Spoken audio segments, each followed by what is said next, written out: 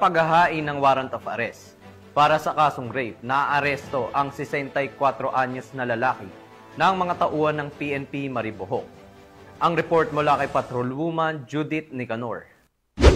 Voluntaryong itinahan ng top 1 most wanted person municipal level na may kasong rape ang kanyang sarili sa mga kapulisan ng Maribojoc sa mismong tanggapan ng Maribojoc MPS nito lamang nakaraan. Kinilala ni Police Captain Alfredo C. Liguayan Jr., Chief of Police ng Maribojoc Municipal Police Station, Bohol Police Provincial Office, ang wanted na suspect na si John, 54 anyos na residente ng Purok 3, Barangay Handig, Maribojoc, Bohol.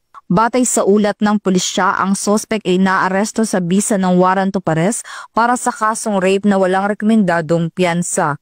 Kasulukuyang nakapiit sa Maribojoc Custodial Facility ang suspect para sa dokumentasyon at tamang disposisyon.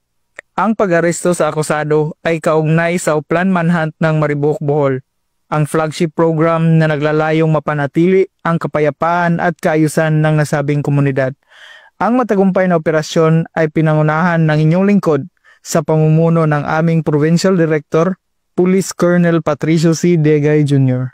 Sa ilalim ng 7-point agenda ni Acting Chief PNP, Police Lieutenant General Jose Melancio C. Nartates Jr., buong determinasyon ng mga kapulisan ng Maribojoc, Bohol sa pagtugis sa mga may sala sa batas upang mapanatili ang kaayusan at kaligtasan ng komunidad dahil sa bagong Pilipinas ang gusto ng pulis, ligtas ka.